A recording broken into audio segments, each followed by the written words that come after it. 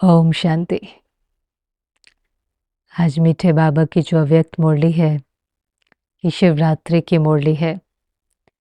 और शिवरात्रि क्योंकि जन्मदिन है, बाबा की भी जयंती, बच्चों की भी जयंती, तो आज बाबा कह रहा है कि सवेरे से ही, अमृत वेले से ही सब बच्चे बाबा को मुबारक देने के लिए पहुंच गए। सभी बहुत स्नेह से, प्रेम से आज के दिन की मुबारक भी दे रहे हैं, ले भी रहे हैं। और बाबा कई बार सिर्फ जो सामने बच्चे होता उनको नहीं देखता, सामने भी हैं, देश विदेश के भी हैं, सन्मुख वाले भी हैं। सभी बहुत स्नेह से, खुशनुमा चेहरे से, ये सब बाबा बच्चों का प्यार देख सकता है। सब बाबा को पहुँचे हैं मिलन मनाने के लिए। और बाबा भी एक एक बच्चे को दिल का दुलार दे रहा है। तो बाबा का प्यार भी कोई कम नहीं है, बाबा भी एक एक को बहुत स्नेह दे रहा है। क्योंकि अब हम जानते हैं पूरी कहानी कि किस समय शिव बाबा का आना होता, कैसे आना होता। तो बाबा ने समझाया कैसे ये भी ड्रामा में नोंद है। जिस समय ड्रामा में वो घड़ी आती है तो शिव बाबा को आना ही होता है। भले कई बार बाबा कहता है आपने बुलाया, आप कहते थे आप आएंगे तो हम बलिहार जाएंगे, वारी जाएंगे, देखो अब मैं आया हूँ। लेकिन सत्य तो यही है कि वो हमारे बुलाने पर नहीं आया। हमारे बुलाने पर आता तो द्वापर में ही आ जाता। लेकिन समय अनुसार, ड्रामा अनुसार जो घड़ी निश्चित थी, बाबा का आना हुआ। जिस तन में आया उसको ब्रह्मा बोला। फिर उसके द्वारा हम बच्चों को अडॉप्ट किया तो हम ब्राह्मण बन गए, ब्रह्मा कुमार कुमारी। तो बाबा का आना और यज्ञ की स्थापना होना, बाबा का अवतरण और ब्राह्मण बच्चों का भी जन्म साथ साथ है। इसलिए बाबा कहते बाबा का वायदा है, साथ हैं, साथ रहेंगे, साथ उड़ेंगे और राज्य भी साथ करेंगे।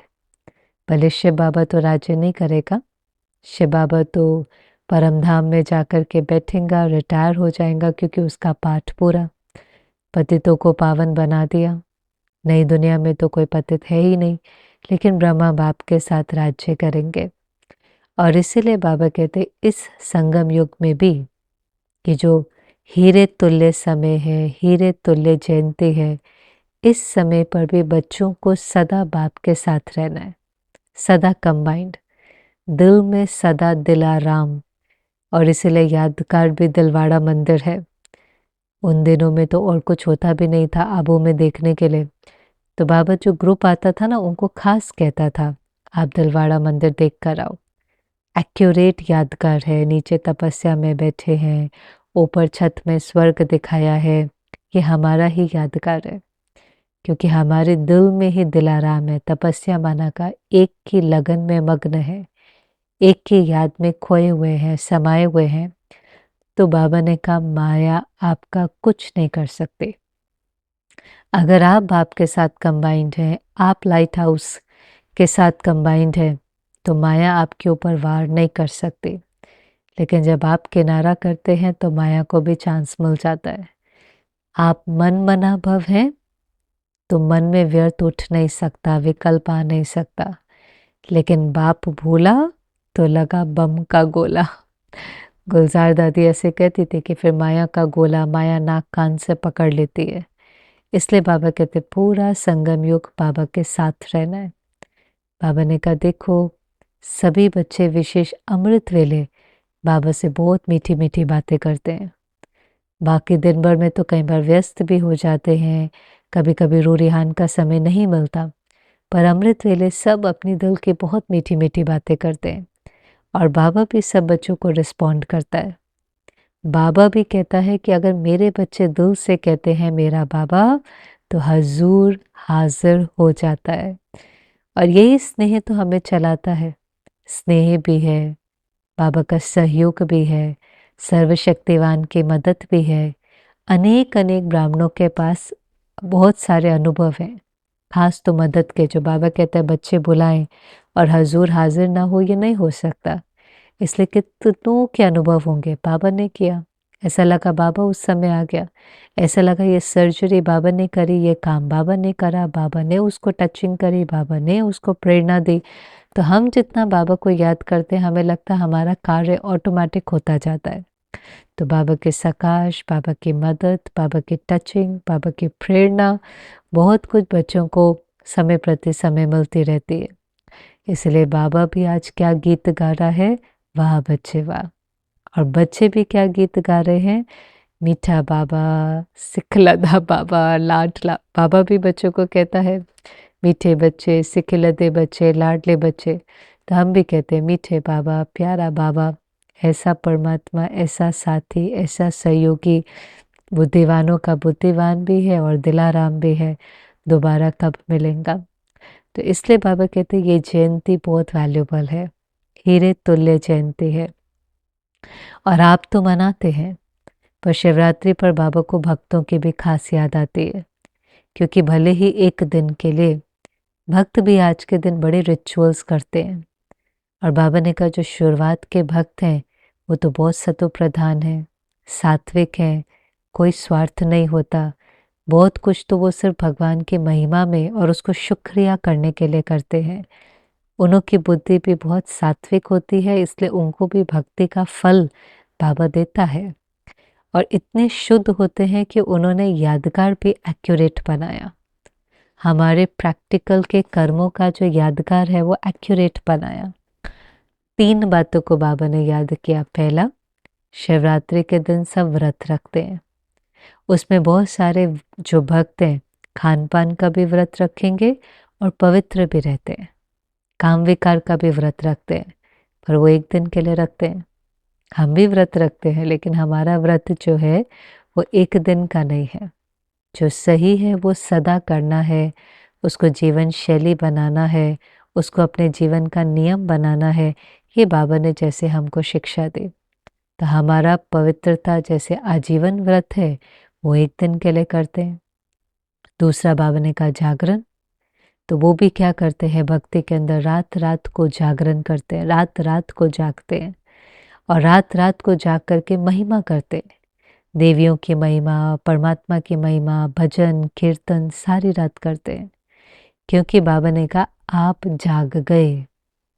ये कोई रात जागने की बात नहीं थी, लेकिन आप अंधेरे से सोचने में आ गए।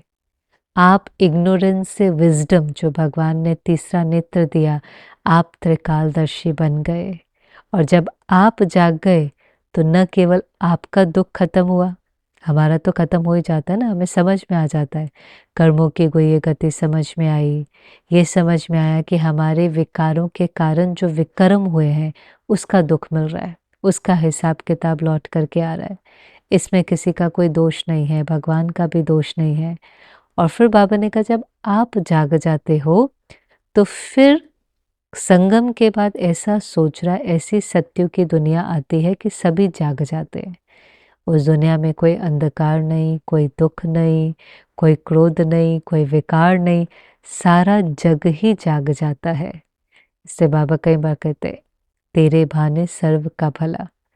तो कुछ को मुक्ति मिल जाती, कुछ को जीवन मुक्ति मिल जाती, लेकिन पुरानी दुनिया, दुख की दुनिया, दर्द की दुनिया, जिस दुनिया में सिर्फ दुख ही दुख है, रोग ही रोग है, चिल्ला रहे हैं, चीख रहे हैं, वो खत्म हो जाती है। तो जागरण, अंधकार से सोचरे में जाना। और तीसरा, बलि चढ़ाते हैं। किसकी बलि चढ़ाते हैं? क्योंकि हम कहते हैं हम बलिहार जाएंगे, बाबा आप आएंगे, हम आप पर बलिहार जाएंगे। अब बलिहार जाना तो बहुत बड़ी बात है, क्योंकि बाबा के आगे बलिहार जाना क्या, बाबा तो कहते हैं मुझे जान भी नहीं चाहिए, जहान को कुर्बान करो। तो जहान को कुर्बान करना माना वास्तव में किसकी बलि चढ़ानी थी? अभिमान की, अहंकार की, अटैचमेंट की, मैं और मेरे की। इसी को ही तो सरेंडर करना है।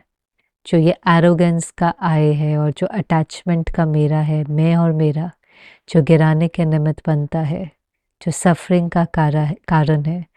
दुनिया में भी कहते ego and attachment is the root cause of all suffering. सारी सफरिंग का कारण वो है। तो वो जो उसको सरेंडर करना था, उसकी बलि चढ़ानी थी, पर वो तो बहुत मुश्किल है। तो उन्होंने किसकी बलि चढ़ा दी? जानवर की, उसमें भी बकरे की। तो बाबा ने कहा आप सब मुस्कुरा रहे हैं, हंस रहे हैं, क्योंकि आपको पता है कि बकरा क्या करता है, मैं। तो मैं एक्चुअली अभिमान की बलि चढ़ानी थी, लेकिन जो मैं करने वाला जानवर था हमने उसकी बलि चढ़ा दी। तो हमने सब कुछ बहुत ईज़ी कर दिया कि हमें कोई मेहनत नहीं करनी पड़े। एक्चुअली तो ये सारी मेहनत आंतरिक है। इसलिए बाबा कहते हैं ना इस पढ़ाई में कोई खर्चा है, ना इस पढ़ाई में कोई और प्रकार का मेहनत है, लेकिन सिर्फ़ अपने पर अटेंशन दे कर के चेक और चेंज करना है। और मैं और मेरा भी आप देखिए महान रूप का भी होता है, महीन रूप का भी होता है। मैं में भी चलो महान रूप तो ये हो गया कि मैं देह हूँ, मैं अमीर-गरीब हूँ, मैं विमेन हूँ ना जो बाबा जेंडर की बात करता है, मैं मेल हूँ या फीमेल हूँ, तो वो भी एक भान होता है। उस भान के अंदर भी कोई सुपीरियर है, कोई इन्फीरियर है। जो लेबल शरीर के साथ ही मिल जाते हैं, मैं हिंदू मुस्लिम हूँ, मैं इंडियन अमेरिकन हूँ, तो वो एक मोटे रूप का देहभान हो गया जो फिर भी सहज चला जाता है। लेकिन फिर जो सूक्ष्म देह अभिमान होता है, प्राप्तियों का, विशेषताओं का, बुद्धि का, जो मिला ही बाप से है उन विशेषताओं का भी अभिमान आ जाता है। जो ज्ञान बाप से मिला है उसका अभिमान आ जाता है। मेरे में बहुत क्लैरिटी है, मैं बहुत अच्छा समझा सकता हूँ, मैं बहुत अच्छा कोर्स कराता हूँ, मैं बहुत अच्छा भोजन बनाता हूँ, मेरी निर्णय शक्ति बहुत अच्छी है। सूक्ष्म भले विशेषता है, भले चलो बाबा का बनने से पहले भी मिली है, तो भी तो निर्माणता तो यही कहेंगे दाता की दी हुई है। प्रभु प्रसाद है, प्रभु वरदान है, औरों के साथ बाँटने के लिए है, औरों को सुख देने के लिए है, पर उसका अभिमान, हर अभिमान के निशानी हमेशा बाबा क्या कहता है, अपमान महसूस होगा।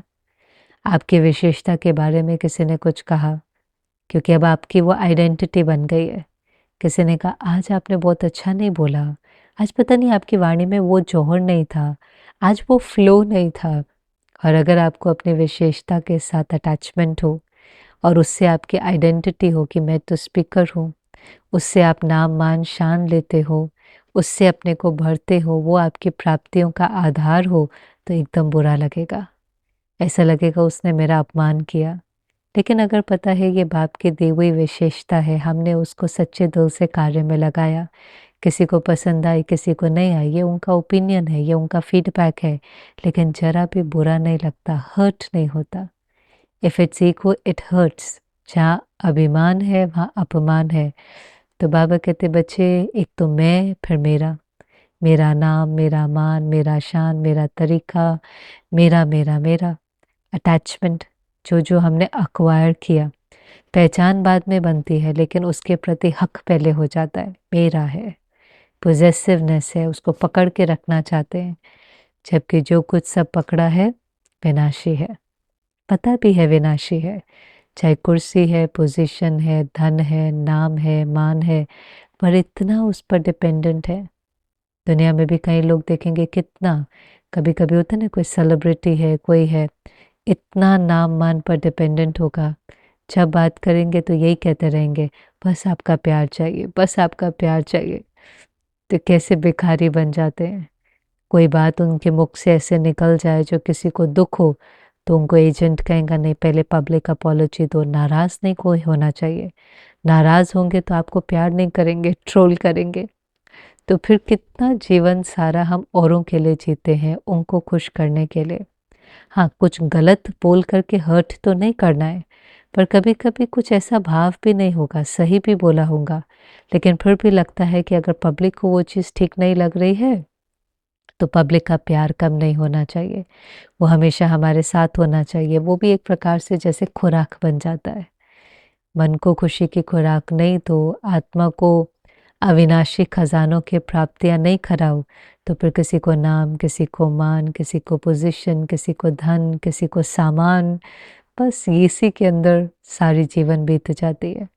इसलिए बाबा कहते हैं महीन रूप का मेरापन भी, मेरा महीन रूप का जो मेरापन है ना वो दुख नहीं देता है। नाम मान शान में बड़ा सुख मिलता है, अच्छा लगता है। वो सोने की जंजीर है, लोहे की नहीं है, लेकिन है तो दुखदाई क्योंकि विनाशी है।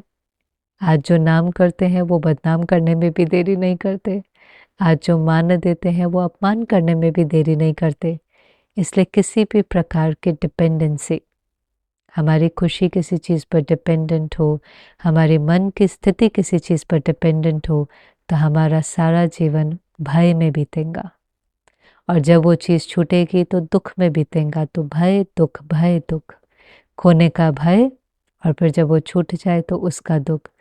तो बाबा कहते इससे बाहर निकलो, इस मैं और मेरे के दलदल से बाहर निकलो। मेरा तो एक बाबा, दूसरा ना कोई। बस यही एक लगाव अच्छा है। क्यों? बाबा भी अविनाशी, खजाने भी अविनाशी, प्राप्तियां भी अविनाशी, कोई डर ही नहीं है। जब तक संगम युग है बाबा साथ में है, चाहे साकार में चाहे अव्यक्त में, उसकी पालना सदा साथ है। ये बाबा का वायदा है। साथ है, साथ रहेंगे, साथ चलेंगे, इससे कोई डर की बात ही नहीं है। और अखुट खजाने हैं, खुट ही नहीं सकते, खत्म हो ही नहीं सकते। जितना बांटो उतने बढ़ते चले जाएंगे, इसलिए किसी बात का दुख ही नहीं है। पर इतनी छोटी बात भी कभी कभी किसी को समझ में नहीं आती।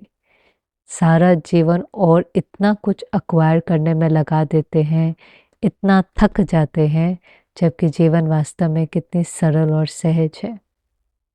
फिर बाबा ने कहा देखो जन्मदिन है, तो जन्मदिन पर तो सौगात दी जाती है। तो बाबा क्या सौगात चाहता है? तो बाबा चाहता है कि सब संकल्प करें कि हम एक दूसरे को सहयोग देकर, एक दूसरे में उमंग उत्साह लाकर हम आज के दिन पर किस चीज़ का त्याग करेंगे। तो बाबा ने याद दिलाया कि देखो शिवरात्रि पर आप अख के फूल चढ़ाते हो, जहरीला होता है। कोई भी खुशबूदार फूल ना चढ़ा करके भगवान के ऊपर अख का फूल चढ़ाते हो।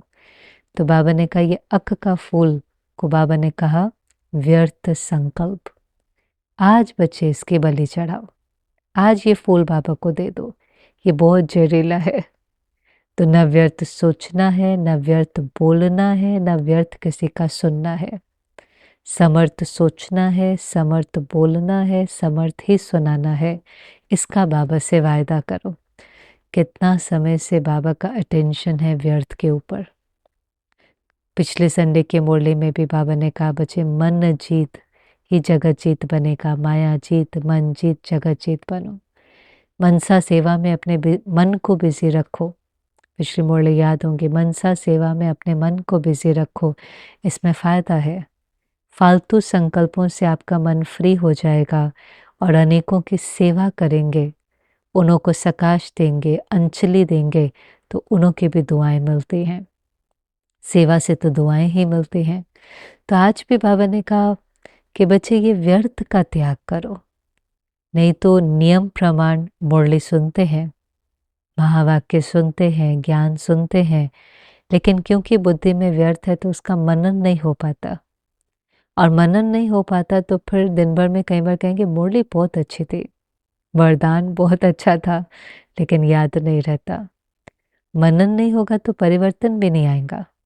पहली चीज़ है मुरली सुनना, दूसरा है उसको धारण करना, मनन करना, धारण करना, बुद्धि में धारण करना। जीवन में तो बाद में धारण होता है, लेकिन पहले सुना और बुद्धि रूपी बर्तन में धारण हुआ।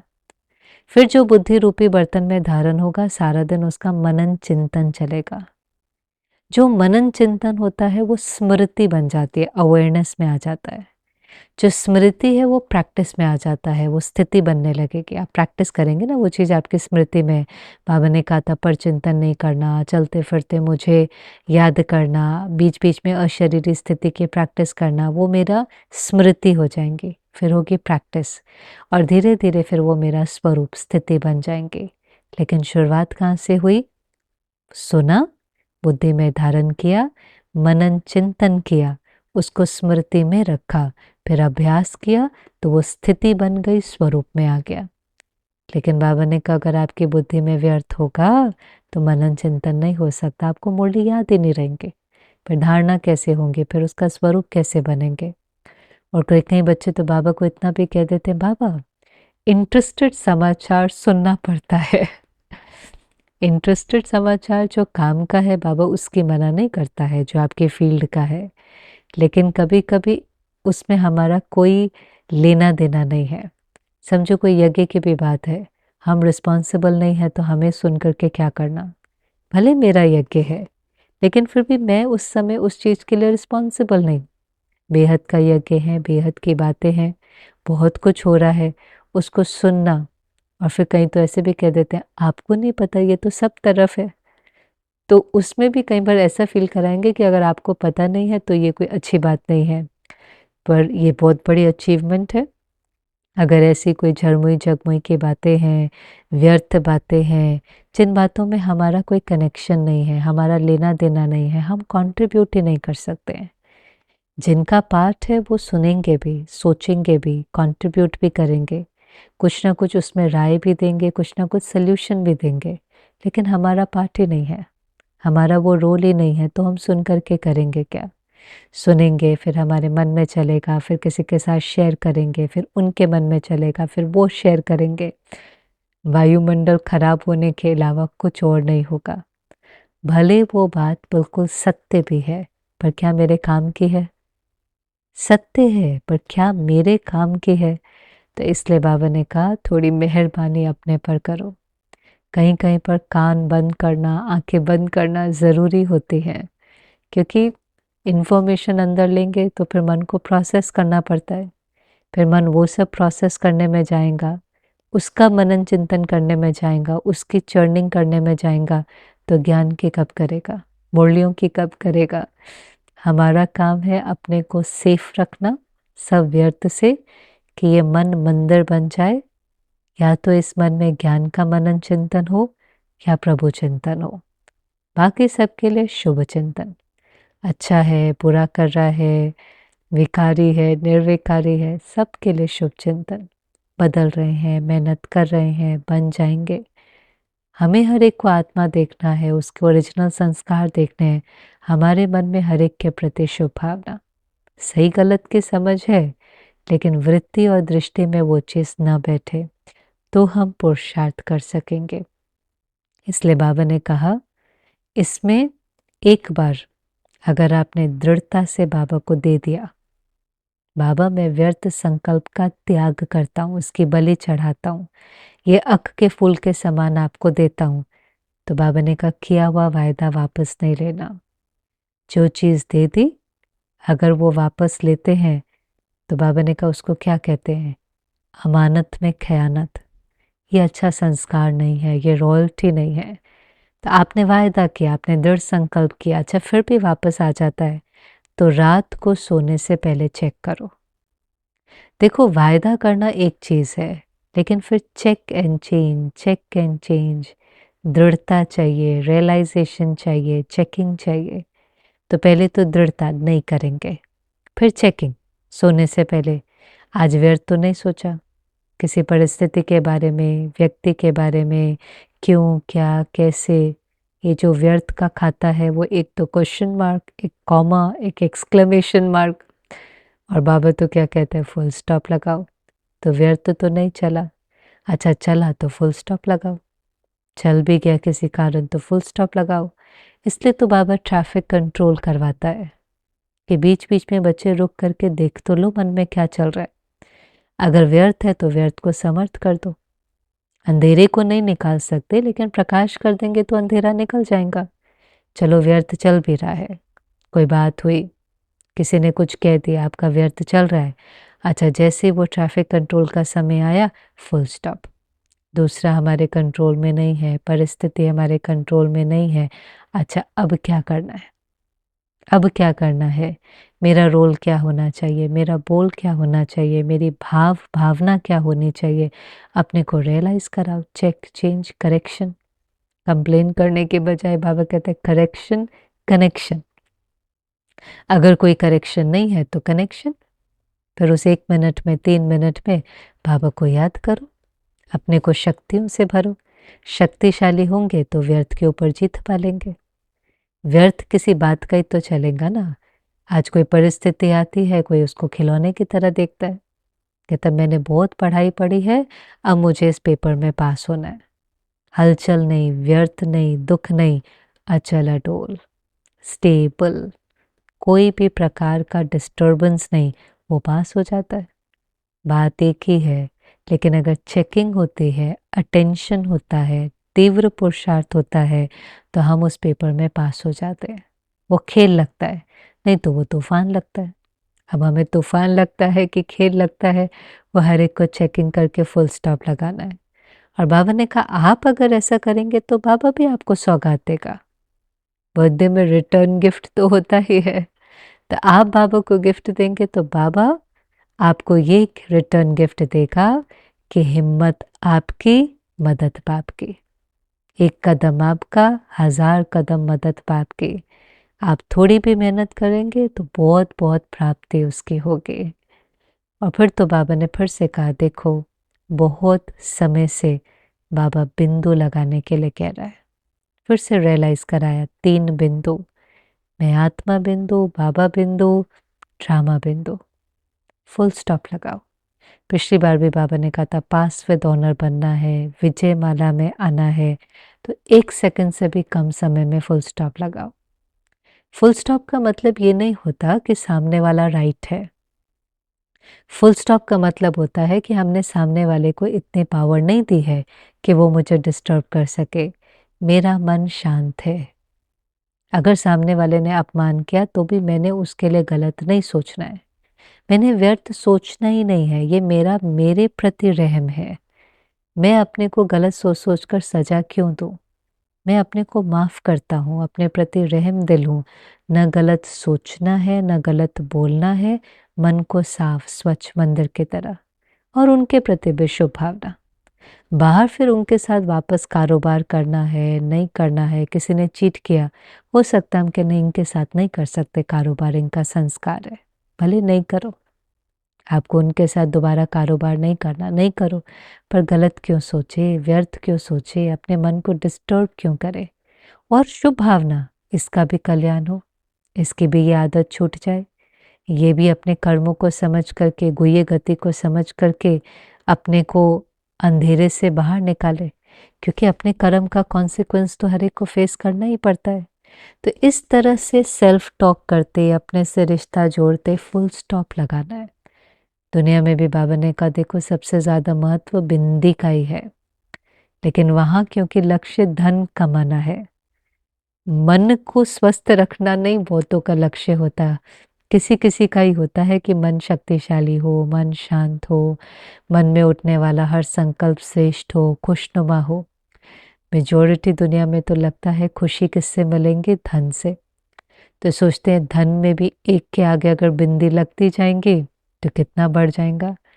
तो जैसे वहाँ बिंदी को इतने इम्पोर्टेंस देते हैं, ऐसे मन के लिए भी बिंदी सबसे ज़्यादा इम्पोर्टेंट है।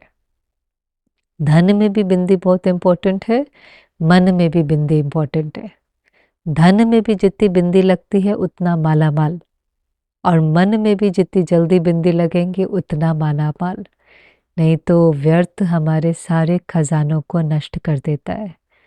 इसलिए बाबा ने कहा अटेंशन, अलबेले नहीं, कर तो रहे हैं, हो जाएगा, सम टाइम, कैसे, कब की भाषा खत्म। करना ही है, अभी करना है, मुझे करना है, मैं तीव्र पुरुषार्थी हूँ, मुझे पास पे डोनर बनना है। और बाबा ने कहा आपके लिए क्या मुश्किल है, आपको तो बाबा ने स्वमान ही क्या दिया है, मैं मास्टर सर्वशक्तिवान हूँ। दुनिया में भी जरा सा कोई अप्रिशिएट कर दे ना, कोई एक टाइटल दे दे तो भूलता नहीं है। कहते हैं उन्होंने मुझे ऐसा बोला, उन्होंने कहा आप बहुत हार्ड वर्किंग हो, आप बहुत ऑनेस्ट हो। तो दुनिया में भी कोई टाइटल देता है तो भूलता नहीं है। और ये टाइटल तो किसने दिया है, भगवान सर्वशक्तिवान ने। बच्चे आप भी मास्टर सर्वशक्तिवान हो, आपके लिए क्या बड़ी बात है। आप व्यर्थ को खत्म कर सकते हो, व्यर्थ को समर्थ कर सकते हो, फुल स्टॉप लगा सकते हो, बस अटेंशन देना है। तो टीचर्स को भी बाबा ने कहा टीचर्स को अटेंशन खिंचवाना है, अपनी क्लास में अटेंशन खिंचवाना है। इस पर क्लासेस करें, चार्ट बनाएं, मिल करके कुछ प्रोग्राम की सेटिंग करें, सब मिल करके इस दिशा में कार्य करें तो हो सकता है। फिर बाबा ने कहा सब रिजल्ट भेजना, बाबा इनाम देगा। अभी नहीं बताता क्या देगा, बहुत बहुत बढ़िया इनाम देगा। और वैसे भी आप व्यर्थ करो को ख़त्म करो तो सबसे बड़ा इनाम क्या है, खुशी। हमारी सारी खुशी व्यर्थ के कारण ही तो गायब होती है।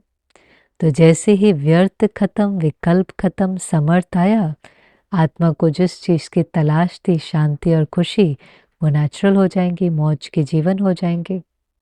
तो इसीलिए बाबा ने कहा बाबा सबको देख रहा है, और बाबा क्योंकि टीचर है, बाप है, तो दिल होती है कि मेरा हर बच्चा नंबर 1 बने, नंबर 2 नहीं।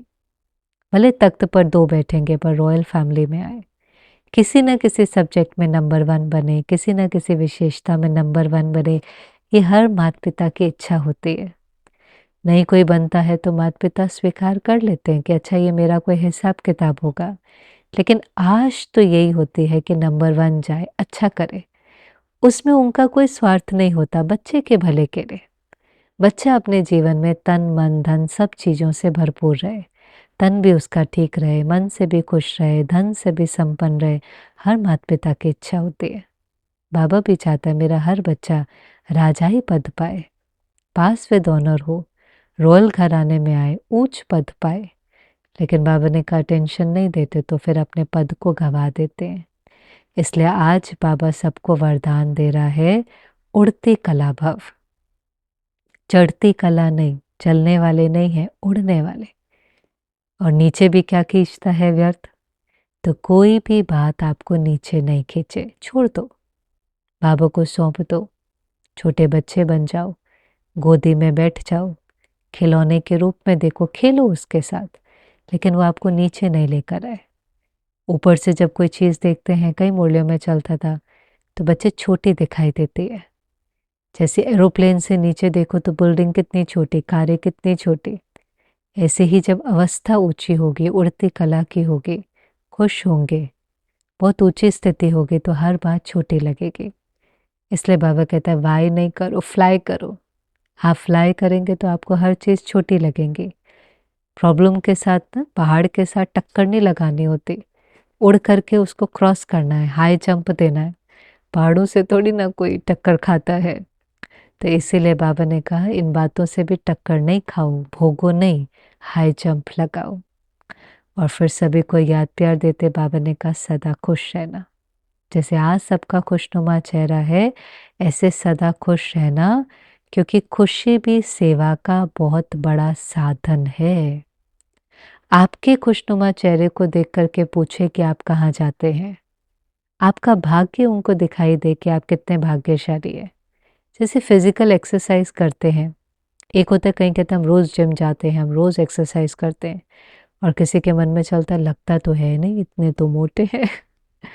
और कोई है कहते नहीं है, लेकिन धीरे धीरे बहुत फ्लेक्सिबल हैं, फिट होते जा रहे हैं, वज़न भी प्रॉपर है। तो सामने वाला ही पूछता है आप कुछ करते हैं क्या? क्या आप रोज़ कोई एक्सरसाइज करते हैं? आप बहुत फिट हैं, आप बहुत फ्लेक्सिबल हैं, आपकी इम्यूनिटी इतनी है, आपको तो कभी बीमार ही नहीं होते हैं, आप कुछ करते हैं क्या? तो उसकी प्राप्तियां लोगों को पूछवाते, वो पूछना शुरू करते हैं कि आप क्या करते हैं। ऐसे ही बाबा कहता है आपका चेहरा देख करके लोग पूछें आप कहाँ जाते हैं, आप इतने खुश कैसे हैं? इतनी दुख की दुनिया में, इतने बातों और इतने विघ्नों के बीच में आप इतने खुश कैसे हैं? तो आपके चेहरे से आपका भाग्य दिखाई दे, त्याग नहीं दिखाई दे। भले हमने विकारों का त्याग किया है, जीते जी मरे हैं, मैं और मेरा छोड़ा है, पर त्याग नहीं दिखाई दे। त्याग से जो भाग्य मिला है, जो खुशी मिली है, जो नशा चढ़ा है, जो खुमारी और मौलाई मस्ती है, वो उनको दिखाई दे, इंटॉक्सिकेशन। और वो पूछे कि आप कहाँ जाते हैं, तो आपका खुशनुमा चेहरा भी सेवा का साधन बन जाए। तो मुरली पढ़ने में आप देखेंगे अभी सिंपल सिंपल सिंपल, लेकिन कई सारी बातें जो बाबा ने अटेंशन खिंचवाई।